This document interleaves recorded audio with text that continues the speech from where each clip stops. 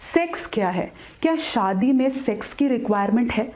बहुत से लोग मेरे पास आते हैं और पूछते हैं कि मैम मैं अब अपनी शादी में सेक्सुअल डिज़ायर फील नहीं करती हूँ, मुझे नहीं लगता है कि मैं अपनी शादी में सेक्स को इन्वॉल्व कर पाऊँगी, मुझे अब वो फील नहीं आता, मुझे वो अटैचमेंट फील नहीं आता। सिमिलरली कुछ ऐसे लोग भी हैं जो ये कंप्लेन करते हैं कि मैं अपनी मैरिटल लाइफ में सेक्सुअल इंटीमेसी से खुश नहीं हूँ, मुझे नहीं लगता कि मैं सेटिस्फाइड हो पाता हूँ या हो पाती हूँ। शादी और सेक्स का कितना और कैसा रिलेशन है, आज मैं इस वीडियो में बात करने वाली हूँ। नमस्कार, हम बात कर रहे थे कि सेक्स और मैरिज दोनों का क्या रिलेशन है। देखिए, अगर हम मैरिज की डेफिनेशन के बारे में बात करें ना, तो मैरिज की डेफिनेशन ही है that it gives you a legalisation for sex. अगर सेक्स को हम सिर्फ बच्चा पैदा करने से रिलेटेड ही सोचते हैं कि हमारा वंश आगे चलेगा, रिप्रोडक्शन का एक सोर्स है, देन इट इज फाइन।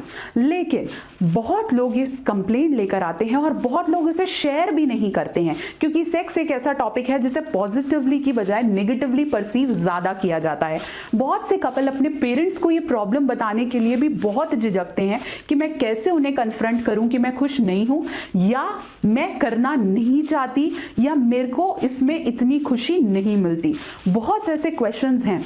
मुझे याद है मेरे पास एक केस आता था और वो मुझे कह रहे थे कि मैम मेरे लिए मेरी शादी सब कुछ है, मेरा पार्टनर को मैं बहुत वैल्यू करता हूँ, बहुत रिस्पेक्ट करता हूँ, और हमारा सेक्सुअल टाइम, हमारा इंटरकोर्स टाइम बहुत कम है, लेकिन हम एक दूसरे से बहुत खुश हैं और मुझे नहीं लगता कि मेरी शादी के लिए सेक्स इंपॉर्टेंट है।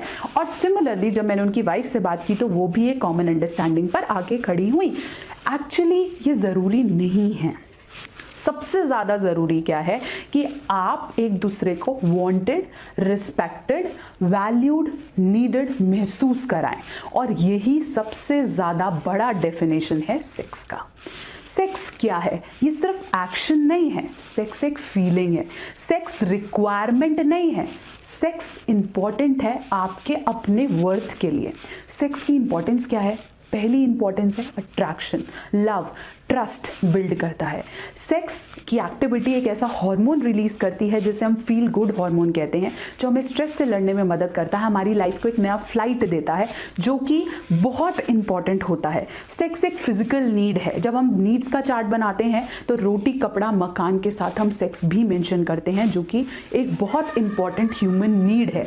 पता नहीं क्यों इसके बारे में बात करते समय हम बहुत झिझकते हैं, जबकि ये ज़रूरी है। और शादी के बाद पता नहीं क्यों हम इसके बारे में बात करना नहीं चाहते, जबकि शादी का एक बहुत कॉमन नीड सेक्स है।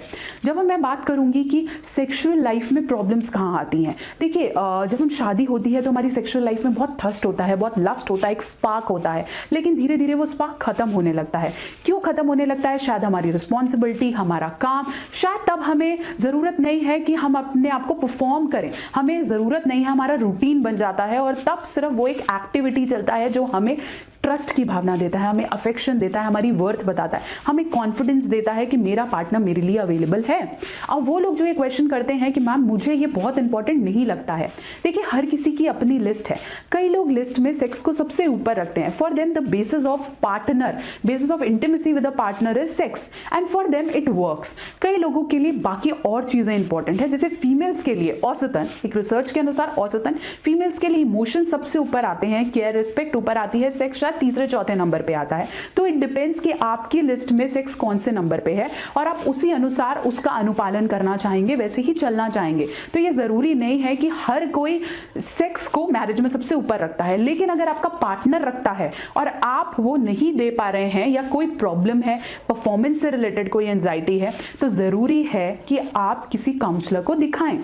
इन बातों को बात करने में या किसी के सामने शेयर करने में हम ज़रूर झिझकते हैं, लेकिन ऐसा तो नहीं है ना कि हम इस टॉपिक को अनटच्ड छोड़ दें, हम इस टॉपिक पे बात ही ना करें और हम अपनी सारी लाइफ एसेक्सुअलिटी के साथ जिएं। ये ज़रूरी नहीं है। और अगर आपको फील होता है कि आप में कोई कमी है या आपके पार्टनर में कोई कमी है, न तो किसी साइकोसेक्सुअल काउंसलर या सेक्सोलॉजिस्ट को दिखाने में कोई प्रॉब्लम नहीं होनी चाहिए, और ट्रीटमेंट परस्यू करने में भी प्रॉब्लम नहीं होनी चाहिए, क्योंकि शायद ये चेरी का ऊपर का टॉप नहीं है, लेकिन ये केक का बेस है, और अगर ये बेस नहीं है तो आपको वो फील नहीं आएगा। अब जब उन लोगों की हम बात कर रहे हैं कि जिनके लिए सेक्स इतना इंपॉर्टेंट नहीं होता, उनके लिए और बहुत सारे फैक्टर्स हैं जो उनको सेक्स की फीलिंग देते हैं, जैसे शायद एक दूसरे का हाथ पकड़ना, एक दूसरे को टच करना, बैक से हग करना, जिसे हम कडल्स कहते हैं। वो चीज़ें इक्वली इंपॉर्टेंट होती हैं। यही चीज़ें हैं जो हमें एक दूसरे के लिए वर्थ बनाती हैं। हो सकता है शायद मैं इस प्लेटफॉर्म पे इस बारे में बात कर रही हूँ तो बहुत लोग सहमत नहीं होंगे कि हम खुले में इस बारे में बात नहीं कर सकते, लेकिन शादी तभी होती है जब हम शारीरिक, मानसिक रूप से, इमोशनल रूप से एक दूसरे के लिए अवेलेबल हो, और उसके अंदर कोई झिझक नहीं होनी चाहिए। आप अपने पार्टनर के लिए तभी खड़े हो सकते हैं जब आप उसकी नीड्स को, उसको उतना ही वैल्यू करें जितना आप अपनी नीड्स को करते हैं। तो आशा करती हूँ कि ये वीडियो ने आपको समझाया होगा कि आपकी लाइफ में सेक्सुअल प्रॉब्लम्स हैं तो कैसे सॉल्व करना है।